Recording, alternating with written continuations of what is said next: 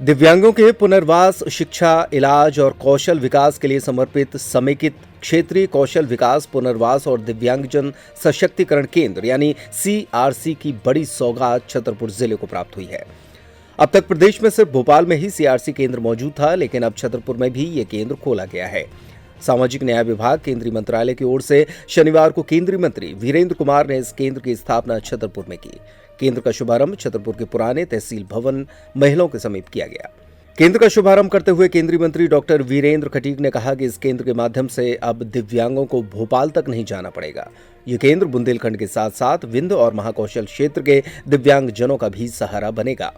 केंद्र के माध्यम से दिव्यांगों को हर प्रकार की सुविधाएं, शिक्षा, कौशल विकास, इलाज, फिजियोथेरेपी, यंत्रों का वितरण आदि हो सकेगा। उन्होंने बताया कि मध्य प्रदेश सरकार ने इस केंद्र के स्वयं के भवन के लिए छतरपुर में 2 हेक्टेयर जमीन भी चिन्हित कर दी है। जल्द ही भवन का निर्माण किया जाएगा। इस मौके पर प्रभारी मंत्री ओम प्रकाश सकलेचा, भाजपा जिलाध्यक्ष मलखान सिंह सहित स्थानीय भाजपा नेता मौजूद रहे। सामाजिक न्याय अधिकारिता मंत्रालय के द्वारा समेकित क्षेत्रीय कौशल विकास एवं पुनर्वास केंद्र का सीआरसी का उद्घाटन किया गया है। यहाँ पर हमारे प्रभारी मंत्री सम्मानीय ओम प्रकाश सकलेचा जी, उनका भी बहुत दिनों से इस संबंध में आग्रह था और मध्य प्रदेश में इसके पहले केवल भोपाल में ये केंद्र था और मध्य प्रदेश में एक केंद्र होने से दूरस्थ क्षेत्र के जो हमारे दिव्यांगजन हैं, उन दिव्यांगजनों को सीआरसी भोपाल पहुंचकर कौशल विकास, पुनर्वास, डिग्री कोर्स, डिप्लोमा कोर्स, इन सारी चीज़ों की सेवाओं का लाभ लेने में उनको काफ़ी परेशानी का सामना करना पड़ता था। और हमने अपने विभाग के अधिकारियों से चर्चा करके कि मध्य प्रदेश भौगोलिक दृष्टि से काफ़ी बड़ा है और हमारे जो बुंदेलखंड, बघेलखंड और महाकौशल के बीच में एक केंद्र की आवश्यकता है। तो छतरपुर में आज यहाँ पर यह सीआरसी का उद्घाटन किया गया। अभी हमने मध्य प्रदेश शासन से अनुरोध किया था, तो मध्य प्रदेश शासन के द्वारा अस्थायी भवन यहाँ पर उपलब्ध कराया गया है, जिसमें जब तक कि हमारा नया भवन नहीं बन जाता है, उसके लिए 2 हेक्टेयर भूमि भी मध्य प्रदेश शासन के द्वारा आवंटित कर दी गई है। मैं सम्मानीय मुख्यमंत्री जी शिवराज सिंह चौहान जी का और प्रभारी मंत्री जी का धन्यवाद करना चाहता हूँ। यह जगह उपलब्ध हो जाने से और शीघ्र ही हमारा भवन निर्माण का कार्य हमारा प्रारंभ होगा।